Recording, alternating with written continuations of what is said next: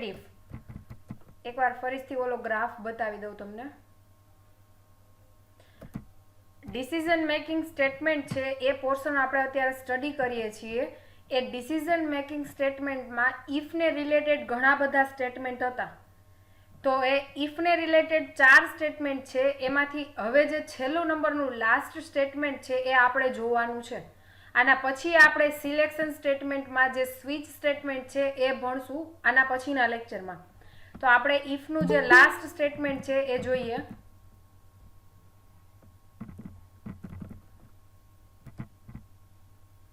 કોઈ મને કહેશે અત્યાર સુધી આપણે કેટલું સ્ટડી કર્યા? ઇફ સ્ટેટમેન્ટ કયા કયા હતા?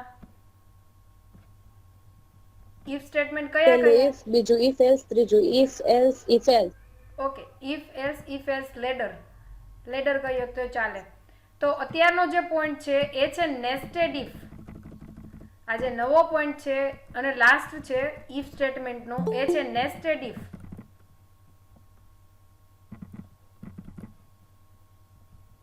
નેસ્ટેડ ઇફ શું છે?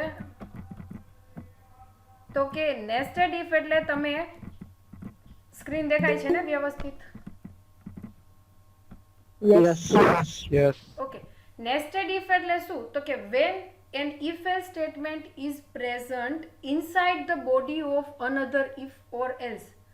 જનરલી તમારા એક if ની અંદર અથવા તો else ની અંદર ફરીથી પાછું if અને else આવતું હોય તો આને કહેવાય નેસ્ટેડ ઇફ.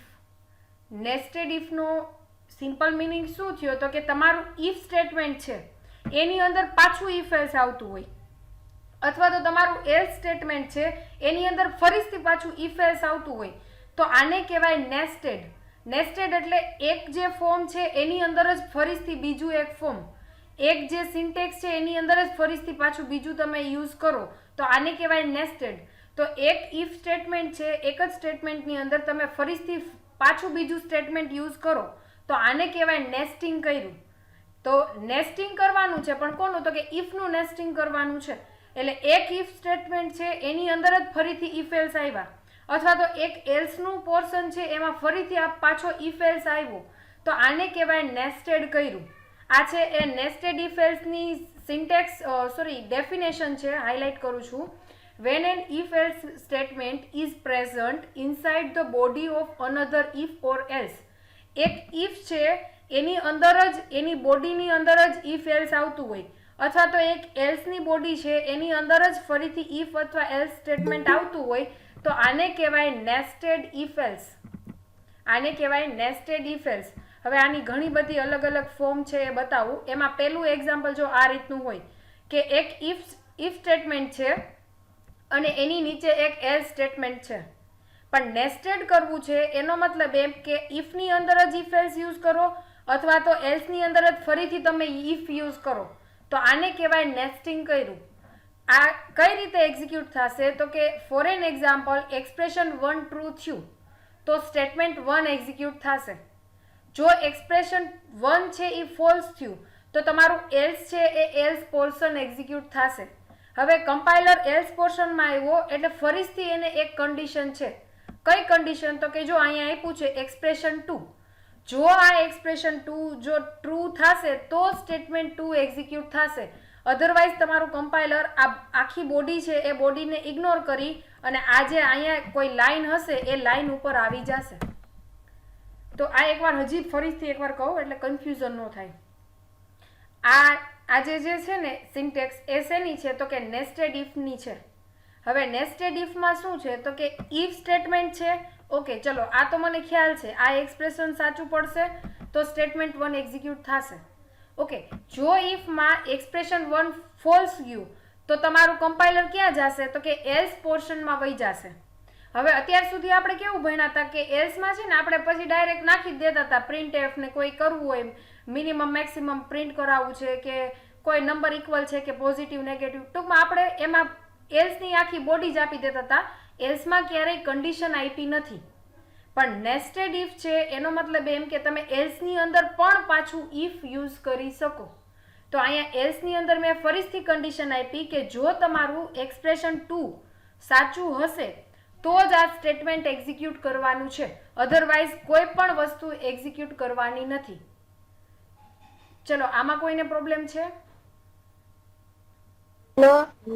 ઓકે, હજી આનાથી વધારે કોમ્પ્લિકેટેડ આવે છે. આનાથી થોડુંક વધારે કોમ્પ્લિકેટેડ જોઈએ આપણે. ચલો પહેલા છે ને હું આ પોર્શન સમજાવું છું. ઓકે, ઇફ એક્સપ્રેશન 1, જો પેલું એક્સપ્રેશન સાચું હોય તો તમારે આટલો પોર્શન એક્ઝિક્યુટ કરવાનો છે. આને અત્યારે ઇગ્નોર કરજો, આ પોર્શન નથી, આ કહું છું, આટલો પોર્શન કહું છું. આ એક બીજું જ એક્ઝામ્પલ છે એટલે આને અત્યારે ઇગ્નોર કરજો. જો તમારું એક્સપ્રેશન 1 છે એ ટ્રુ થયું તો તમારે શું કરવાનું? તો કે ઇફની અંદર જવાનું છે. હવે આ ઇફની અંદર શું છે? તો કે એક્સપ્રેશન 2 છે. એક્સપ્રેશન 1 સાચું પડ્યું તો ઇફની અંદર ગયું, ઇફની અંદર એ પાછું ઇફ એલ્સ છે, તો આને કહેવાય નેસ્ટેડ ઇફ એલ્સ. હવે એક્સપ્રેશન 2 જો સાચું હોય તો સ્ટેટમેન્ટ 1 એક્ઝિક્યુટ થશે. તો આનો સિમ્પલ મિનિંગ એવો થયો કે સ્ટેટમેન્ટ 1 ક્યારે એક્ઝિક્યુટ થશે? તો કે એક્સપ્રેશન 1 સાચું હોવું જોઈએ અને એક્સપ્રેશન 2 સાચું હોવું જોઈએ. હવે જો આ એક્સપ્રેશન 2 સાચું નથી તો શું એક્ઝિક્યુટ થશે? સ્ટેટમેન્ટ 3. તો આ સિચ્યુએશન કેવી થઈ? તો કે સ્ટેટમેન્ટ 2 ક્યારે એક્ઝિક્યુટ થશે? તો કે જો એક્સપ્રેશન 1 સાચું હોય તો અને એક્સપ્રેશન 2 ખોટું હોય તો. એનો મતલબ એમ કે એક્સપ્રેશન 1 ટ્રુ હશે અને એક્સપ્રેશન 2 છે એ ફોલ્સ હશે તો સ્ટેટમેન્ટ 2 એક્ઝિક્યુટ થશે. જો એક્સપ્રેશન 1 ટ્રુ છે, એક્સપ્રેશન 2 ટ્રુ છે તો તમારું સ્ટેટમેન્ટ 1 એક્ઝિક્યુટ થશે. ચલો અત્યાર સુધીમાં કોઈને પ્રોબ્લેમ છે? આ પોર્શન સમજાઈ ગયો ઇફનો? Yes. ઓકે, નેક્સ્ટ છે જો એક્સપ્રેશન 1 છે એ ફોલ્સ ગયું તો તમારે એક્સપ્રેશન 2 ચેક કરવાની જરૂર જ નથી. આ ફોલ્સ જશે તો ડાયરેક્ટ એલ્સમાં કોઈ સ્ટેટમેન્ટ 3 હોય તો એ સ્ટેટમેન્ટ 3 એક્ઝિક્યુટ થશે. તમારું એક્સપ્રેશન 1 જો ફોલ્સ છે તો અંદરની કન્ડિશન ચેક કરવા કમ્પાઇલર જવાનું જ નથી. એક્સપ્રેશન 1 ફોલ્સ ગયું તો ડાયરેક્ટ એલ્સમાં આવી જશે. એક્સપ્રેશન 2 કે સ્ટેટમેન્ટ 1 કે સ્ટેટમેન્ટ 2 કોઈ પણ પોર્શન એક્ઝિક્યુટ થશે નહીં. ચલો હવે આ આખું સમજાઈ ગયું બધાને વ્યવસ્થિત?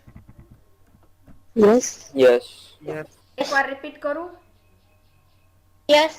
ઓકે, ચલો આ ઇફ એલ્સ છે ને એ કેવું છે? તો કે એક ઇફ પોર્શન હોય ને એની અંદર કાંઈ ઇફ એલ્સ આવી જતું હોય અથવા તો એક મેઇન એલ્સ પોર્શન હોય ને એની અંદર તમે ઇફ એલ્સ આપો ને તો આને કહેવાય નેસ્ટેડ ઇફ એલ્સ.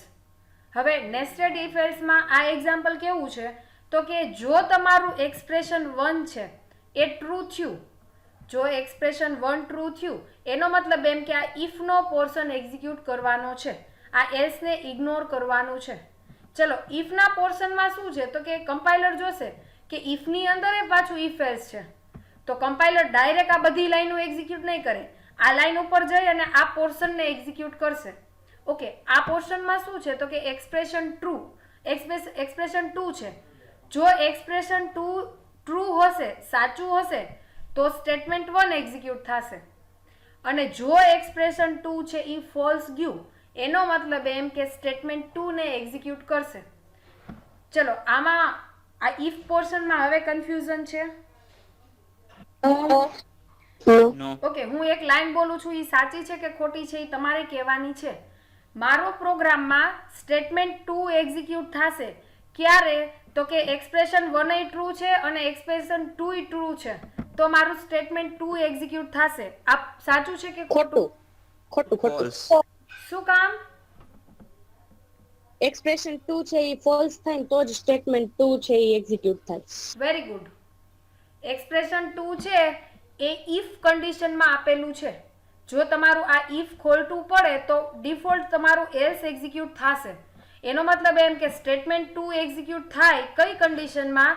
તો કે એક્સપ્રેશન 1 છે એ ટ્રુ છે, એક્સપ્રેશન 2 છે એ ફોલ્સ છે તો સ્ટેટમેન્ટ 2 એક્ઝિક્યુટ થશે.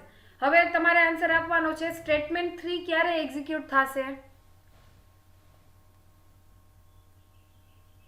સ્ટેટમેન્ટ 1 ને ત્યારે ફોલ્સ હોય ત્યારે.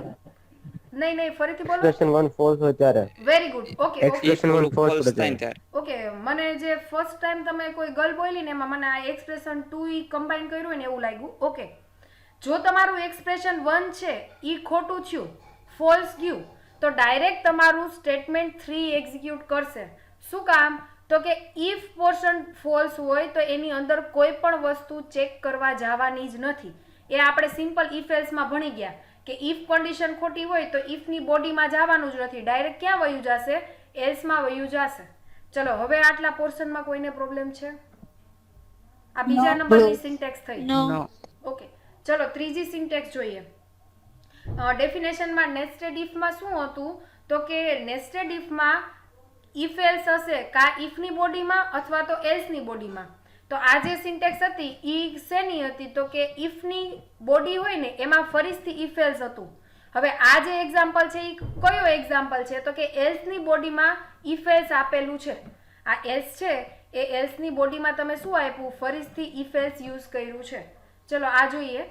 ફોર એન એક્ઝામ્પલ, એક્સપ્રેશન 1 છે એ એક્સપ્રેશન 1 ટ્રુ ગયું. એક્સપ્રેશન 1 છે એ ટ્રુ થાય તો સ્ટેટમેન્ટ 1 એક્ઝિક્યુટ થશે. આ કેસમાં આ એલ્સ પોર્શન આખો ઇગ્નોર કરી દેશે.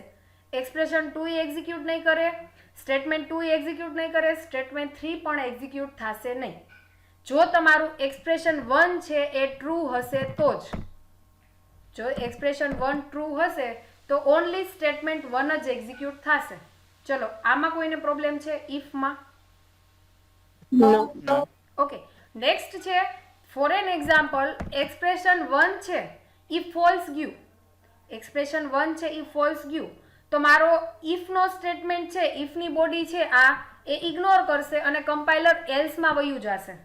ચલો એલ્સમાં કમ્પાઇલર જોયું કે એલ્સની અંદર ફરીથી ઇફ એલ્સ છે તો કમ્પાઇલર ગાંડાની જેમ એક્ઝિક્યુટ નહીં કરે, કમ્પાઇલર ફરીથી અહીંયા જોશે. ચલો ઇફમાં એક્સપ્રેશન 2 સાચું છે. જો એક્સપ્રેશન 2 સાચું હોય તો સ્ટેટમેન્ટ 2 એક્ઝિક્યુટ કરવાનું. જો એક્સપ્રેશન 2 ખોટું હોય તો સ્ટેટમેન્ટ 3 એક્ઝિક્યુટ કરવાનું. એટ એ ટાઈમ કા સ્ટેટમેન્ટ 2 આવશે કા સ્ટેટમેન્ટ 3 આવશે. બે એક સાથે એક્ઝિક્યુટ થશે નહીં, ભલે ઈ એલ્સમાં હોય તોય. એલ્સમાં હોય તોય કા સ્ટેટમેન્ટ 2 એક્ઝિક્યુટ થશે, અધરવાઇઝ સ્ટેટમેન્ટ 3 એક્ઝિક્યુટ થશે. ચલો હવે એક સિચ્યુએશન કહું છું. દાખલા તરીકે મારું એક્સપ્રેશન 1 છે એ સાચું હશે તો મારું સ્ટેટમેન્ટ 1 એક્ઝિક્યુટ થશે. Yes, true.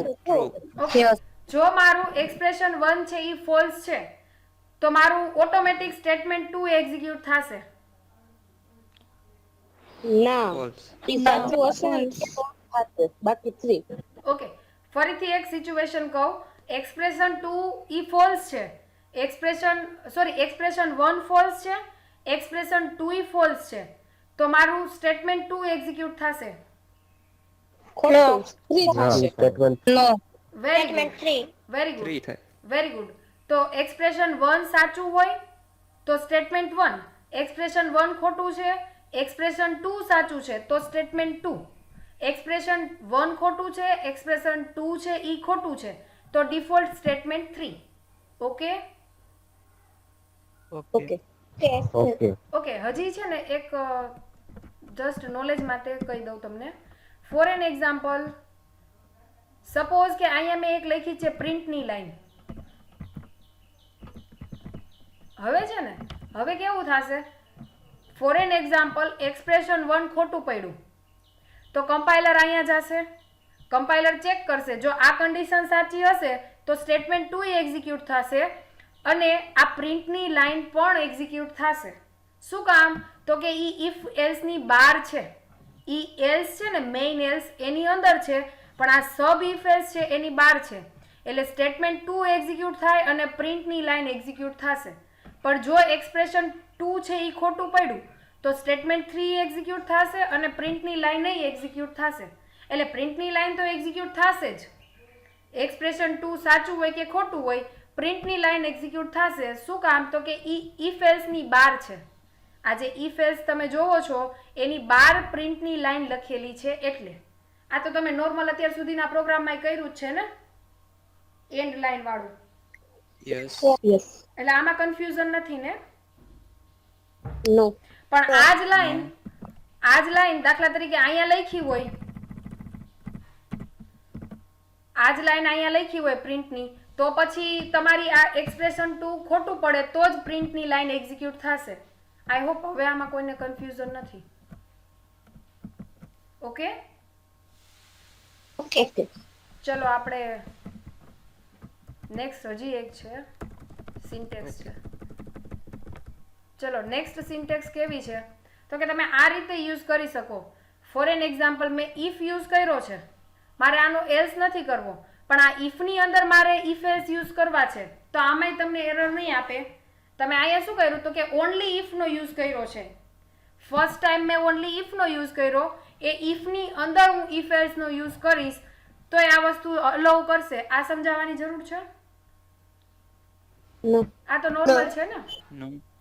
અહીંયા તમે એલ્સ ન લખો તો એ કમ્પાઇલર કાંઈ એરર નહીં આપે. Okay Okay. ઓકે. ઓકે ચલો તો આપણે જોઈએ. આ ફ્લો ચાર્ટ ખાસ સમજવો પડશે આ જેવો, નકર બધાય ભૂલ કરશે. ચલો ફ્લો ચાર્ટ કયા ટાઈપનો આવશે તો કે ફર્સ્ટ તમારું ઇફ પોર્શન હશે ને એ પહેલું એક્સપ્રેશન આમાં આવશે. હવે આપણે કમ્પેર કરતા જાય પહેલું એક્સપ્રેશન આમાં કોને લેવું. એટલે તમારું આ દાખલા તરીકે તમારો આ ટાઈપનો ઇફ એલ્સ હોય, આ ટાઈપનો ઇફ એલ્સ હોય તો આમાં જે એક્સપ્રેશન 1 છે ને, આ એક્સપ્રેશન 1 ઈ અહીંયા આવશે. ઓકે પહેલા હું નોટપેડમાં લઈ લઉં એટલે આપણે બહુ સ્ક્રોલ ન કરવું પડે.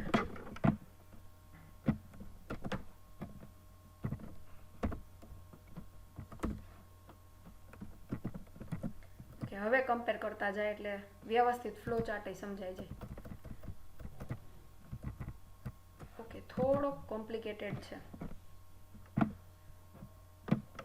જો તમારું નેસ્ટેડ ઇફ છે એ આ ટાઈપનું હોય તો તમારું જે બુલિયન એક્સપ્રેશન છે અહીંયા પહેલું, એ એક્સપ્રેશન કયું આવશે તો કે તમારું આ જે મેઇન ઇફનું એક્સપ્રેશન છે ને એ અહીંયા આવશે. હવે જો આ કન્ડિશન સાચી પડી તો તમારે body of if, body of if એટલે મારા કેસમાં શું આવશે તો કે સ્ટેટમેન્ટ 1. આ વસ્તુ સમજાણી? જો તમારું એક્સપ્રેશન 1 સાચું હોય તો આ એક્સપ્રેશન 1 ક્યાં લખવાનું તો કે એક્સપ્રેશન 1 અહીંયા લખવાનું. જો આ સાચું હોય, જો આ સાચું હોય તો તમારે બોડી ઓફ ઇફ, હવે બોડી ઓફ ઇફ ઈ મારા કેસમાં અહીંયા સ્ટેટમેન્ટ 1 જ છે. એટલે સ્ટેટમેન્ટ 1 એટલે મીન્સ કે અહીંયા કોઈ પ્રિન્ટ કરાવ્યું હોય અથવા તો અહીંયા કોઈ મેસેજ હોય, ઈ મેસેજ અહીંયા તમારે લખવાનો રહેશે. હવે એના પછી કોઈ વસ્તુ નથી, આ ઇફની પછી કોઈ વસ્તુ નથી. એનો મતલબ એમ કે તમારો આ પોર્શન આવશે નહીં, તમારો આ પોર્શન નહીં આવે. આ લાઈન ડાયરેક્ટ ક્યાં આવી જશે તો કે એન્ડમાં આવી જશે. હવે આ બીજો પોર્શન સમજાવું તમને. ફોર એન એક્ઝામ્પલ તમારું એલ્સ છે, એ એલ્સની અંદર તમે ઇફ યુઝ કર્યું છે તો એ સિચ્યુએશન કેવી આવશે તો કે તમારું આ પોર્શન તમને સમજાઈ ગયો. અહીંયા તમારું મેઇન ઇફ હશે અને અહીંયા તમારું ઇફની બોડી, ઇફની બોડીમાં હું ઇફ એલ્સ નથી યુઝ કરતી એટલે આટલો પોર્શન નહીં આવે. હવે નેક્સ્ટ એલ્સ કરી અને ફરીથી એક એક્સપ્રેશન છે તો તમારે અહીંયા એલ્સની બોડી એમાં તમારે ફરીથી આ એક ઇફ કન્ડિશન આપવાની રહેશે. ઇફમાં જો તમે ટ્રુ આપ્યું હોય તો તમારું ટ્રુ સ્ટેટમેન્ટ અને જો ફોલ્સ હશે તો ફોલ્સ સ્ટેટમેન્ટ. એટલે આમાં કન્ફ્યુઝ થવાની જરૂર નથી. ઇન કેસ તમે ટ્રુ જ આપ્યું છે તો ઓનલી ટ્રુ આપવાનું, ફોલ્સ છે એ ફોલ્સ નહીં આપો. ડાયરેક્ટ આ ફોલ્સની બોડી નહીં આવે, એ ડાયરેક્ટ તમારે સ્ટોપ છે કે ટર્મિનલ છે, લાસ્ટ જે સિમ્બોલ છે એમાં અટેચ કરવાનું રહેશે. કોમ્પ્લિકેટેડ નહીં થાય, સિમ્પલ છે પણ સમજવામાં તમને વાર લાગશે. આમાં મેં શું કર્યું છે, આ નોર્મલ ફ્લો ચાર્ટ લીધો છે કે એક એક્સપ્રેશન 1 છે, એક્સપ્રેશન 1 સાચું હોય તો ઇફની બોડી, એક્સપ્રેશન 1 ખોટું હોય તો એલ્સની બોડી. હવે ઇફની બોડીમાં પણ મેં ફરીથી બીજું એક એક્સપ્રેશન લીધું છે. એનો મતલબ એમ કે ઇફની અંદર ઇફ એલ્સ છે અને એલ્સની અંદર પણ ફરીથી ઇફ એલ્સ છે. એટલે આમાં અમુક પોર્શન તમારી ફ્લો ચાર્ટમાં નહીં આવે તો એ વસ્તુ તમારે ઇગ્નોર કરવાની રહેશે. આ મેં નોર્મલ ફ્લો ચાર્ટ લીધો છે, આમાંથી તમારે અમુક પોર્શન નહીં આવે તો એ વસ્તુ તમારે ઇગ્નોર કરવાની રહેશે. ચલો ક્લિયર થયું? Yes. Yes. ઓકે એકાદી વાર ડ્રો કરશો ને એટલે તમને ખ્યાલ આવશે. ઓકે આપણે ઓકે. નાનો એક પ્રોગ્રામ જોઈએ. C program to find maximum between 3 number. 3 number આપ્યા છે, એ 3 નંબરમાંથી કયો નંબર મોટો છે એ મેક્સિમમ નંબરને તમારે ફાઇન્ડ કરવાના છે. હવે મેક્સિમમ નંબર ફાઇન્ડ કરવા હોય તો મારે 3 વેરિયેબલની જરૂર પડશે કેમ કે મારે કેટલા નંબરનું મેક્સિમમ ગોતવાનું છે, તો કે 3 વેરિયેબલનું મેક્સિમમ ગોતવાનું છે. એટલે ચલો 3 ડિક્લેર કર્યા ઇન્ટીજર, 3 ઇન્ટીજરને વેલ્યુ છે એ યુઝર પાસેથી ગેટ કરાવી.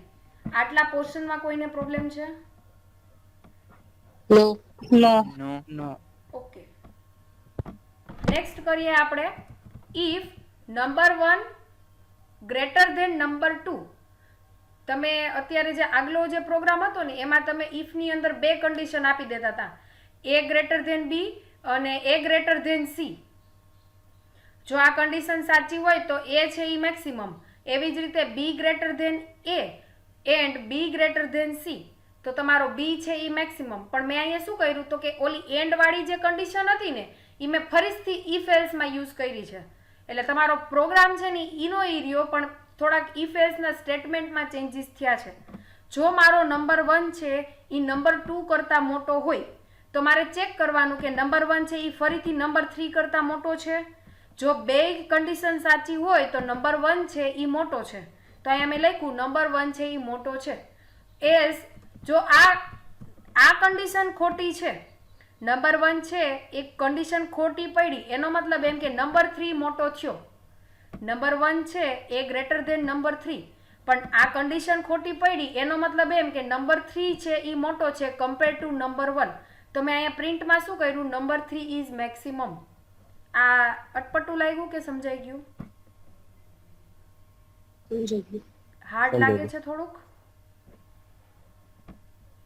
No. નો. ઓકે, રિપીટ કરું?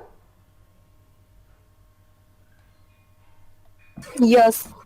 ઓકે, જો એ ગ્રેટર ધેન બી, એ ગ્રેટર ધેન સી. તમે આ એક જ લાઈનમાં લખતા હતા ને આગલા પ્રોગ્રામમાં, એ મેં અહીંયા છે ને છૂટું પાડી દીધું છે. કઈ રીતે? તો કે એ ગ્રેટર ધેન બી હોય તો ફરીથી ઇફ કન્ડિશન લેવાની કે એ ગ્રેટર ધેન સી છે. જો એ ગ્રેટર ધેન સી હોય તો એ નંબર છે એ મેક્સિમમ થઈ ગયો. આમાં કોઈને પ્રોબ્લેમ છે?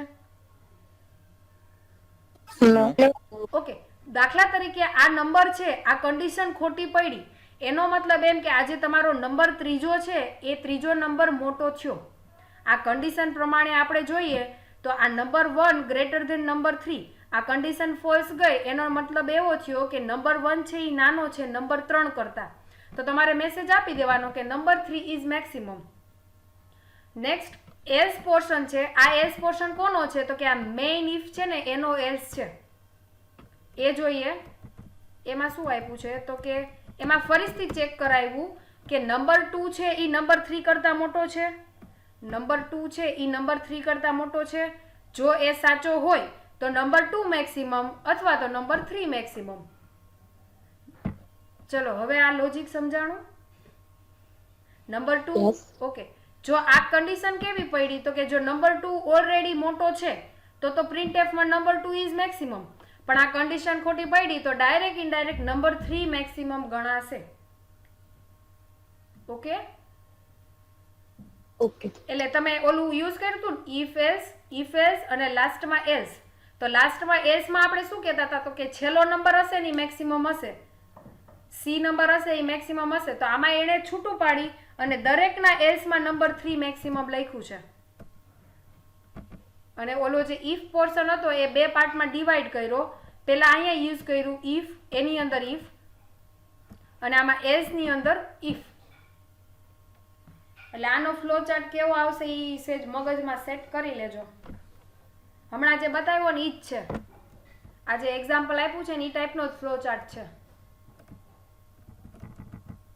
આ જે એક્ઝામ્પલ છે ને ઈ જ ટાઈપનો ફ્લો ચાર્ટ તમારે આવશે આ એક્ઝામ્પલ માટે. ટ્રાય કરજો, નો ફાવે તો આપણે નેક્સ્ટ લેક્ચરમાં બતાવશું.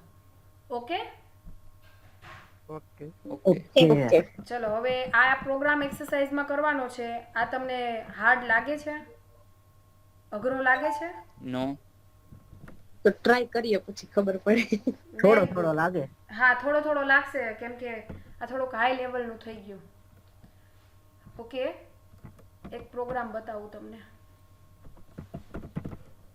એ એક્સરસાઇઝમાં નથી આપતી, પણ જેનાથી આ પ્રોગ્રામ કમ્પ્લીટ થઈ જાય ને એ લોકોએ આજે આના પછીનો પ્રોગ્રામ બતાવું ને એ કરવાનો છે.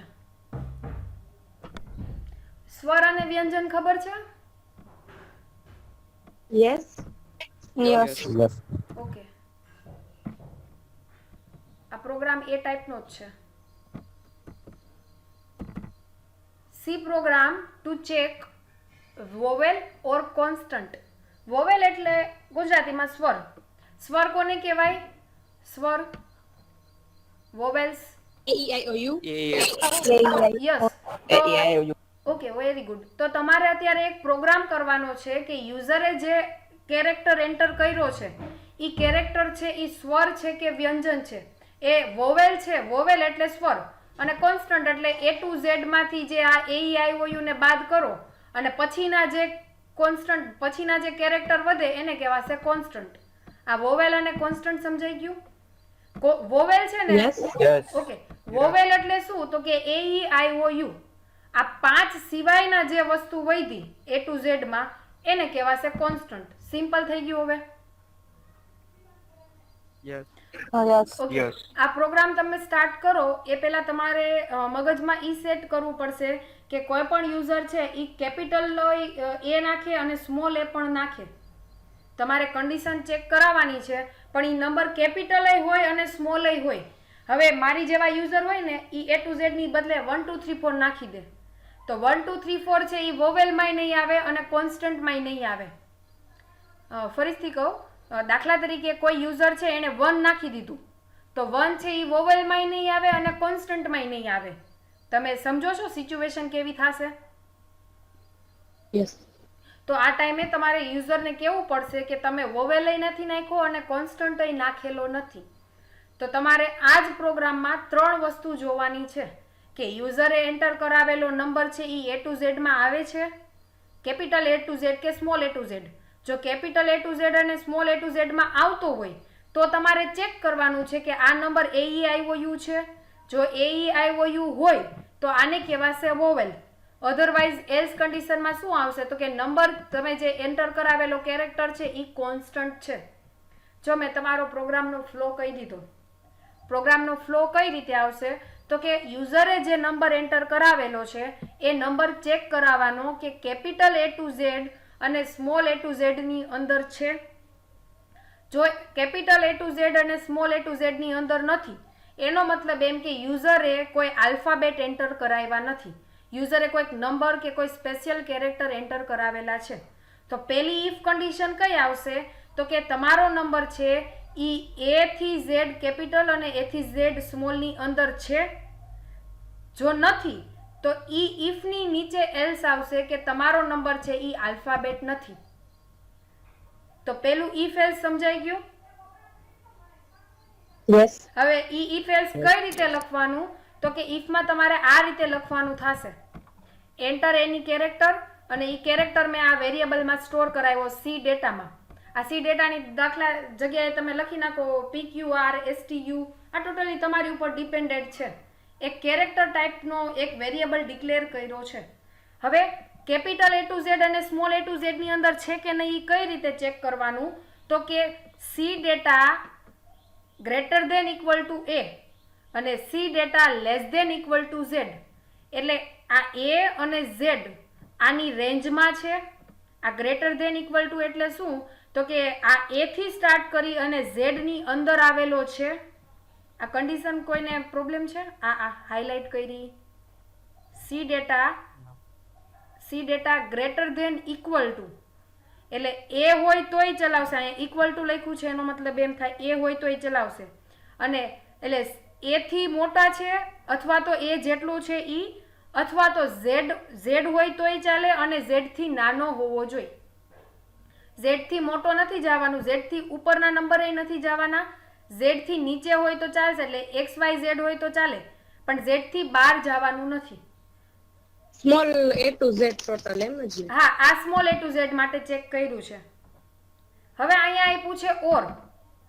કદાચ સ્મોલ A to Z નથી તો શું તો કે કેપિટલ A to Z છે. આ સ્મોલ લખ્યું છે, અહીંયા મેં લખ્યું છે કેપિટલ. જો આ કન્ડિશન ખોટી હોય તો કમ્પાઇલર જોશે કે સ્મોલ નથી તો કેપિટલ છે. જો કેપિટલ હોય તો if ની અંદર જવાનું છે, પણ કેપિટલ નથી તો મેં એલ્સ, જો આ if છે ને, આ if અહીંયા પૂરો થઈ જાય છે અને એનો એલ્સ લખ્યો છે કે તમે જે નંબર એન્ટર કરાવ્યો ને એ વોવેલય નથી ને કોન્સ્ટન્ટય નથી. તો આ if કન્ડિશન અને આ એલ્સ કન્ડિશન સમજાણી? યસ. અહીંયા ઓર શું કામ લખ્યું છે? તો કે એટ એ ટાઈમ કા કેપિટલ હશે ને કા સ્મોલ હશે. અહીંયા એન્ડ નો યુઝ કરાય. એન્ડ યુઝ કરો ને તો બે કન્ડિશન સાચી પડવી જોઈએ. ઓર યુઝ કર્યો છે એનો મતલબ એમ કે કા આ હોય કા આ હોય, આ ટ્રુ જ ગણાશે.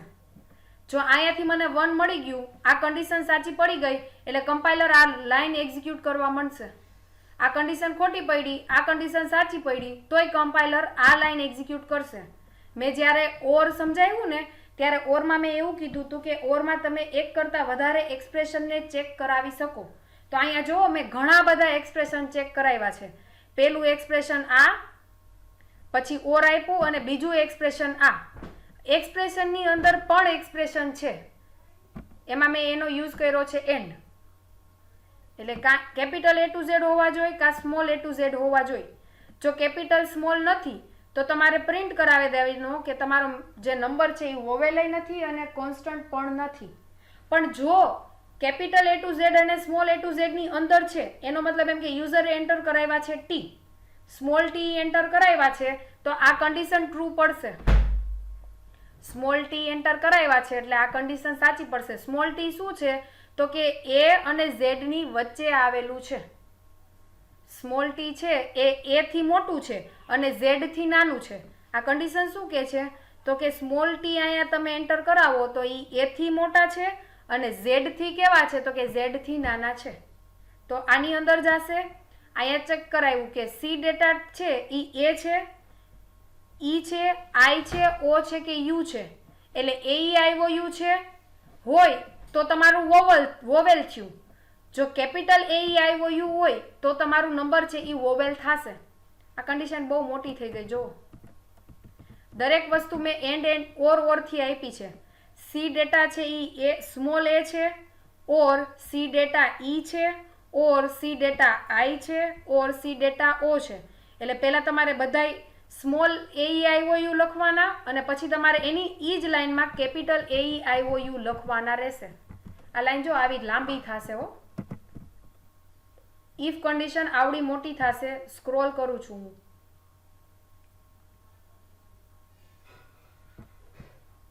બધી વચ્ચે શું આવશે? ઓર આવશે. કેમ કે એન્ડ લખવાના નથી. એન્ડથી બે કન્ડિશન સાચી હોય તો જ તમારી કન્ડિશન સાચી પડશે. મારે બે કન્ડિશન સાચી નથી કરવાની, કોઈ પણ એક કન્ડિશનને સાચી પાડવાની છે. એટલે મારે ઓર લખવાનું થશે. ઓકે, આ ઇફ સમજાઈ ગયું? વોવેલ છે મેડમ if ના AEIO છે એ આખી એવડી મોટી લાઈન લખવી એનું કોઈ શોર્ટકટ છે? નો, શોર્ટકટ નથી. તો પછી AEIOU નો લખવું હોય ને તો તમારે અહીંયા ચેક કરવાનું. B છે, C છે, D છે, H છે, I છે. તો ઈ આખી ABCD લખવી એની કરતા આ 5 લખવા સારા. ઓકે. આનું સોલ્યુશન શું છે? તો કે તમે એક કામ કરો, AEIOU ચેક ન કરાવો, એની બદલે એમ ચેક કરાવો કે B છે, C છે, D છે. જો B, D, C કે એવું કંઈક હશે તો કોન્સ્ટન્ટ આપી દેવાનું. તો આ કન્ડિશન બદલાઈ જશે. આ વોવેલ છે એની જગ્યાએ કોન્સ્ટન્ટ, કોન્સ્ટન્ટની જગ્યાએ વોવેલ. પણ ઈ એટલી બધી ABCD લખવી એની કરતાં બેટર છે કે આ 5 જ લખવા. ટોટલ 10 લખવાના થશે. AEIOU કેપિટલમાં અને AEIOU સ્મોલમાં. અને ખાસ બધાય વચ્ચે એન્ડ વાપરવું છે. એટલે એટ એ ટાઈમ આ A હોય તોય કન્ડિશન સાચી પડશે, સ્મોલ E હશે તોય કન્ડિશન સાચી પડશે, સ્મોલ I હશે તોય કન્ડિશન સાચી પડશે. અહીંયા એન્ડ યુઝ કર્યું હોત ને તો capital small a, capital A, E બધી વસ્તુ ફરજિયાત આવી જાત. પણ એન્ડ નહીં, ઓરનો યુઝ કરવાનો રહેશે. ઓકે, AEIOU હોય તો વોવેલ. આ કન્ડિશન ખોટી પડી તો કોન્સ્ટન્ટ. રન કરું.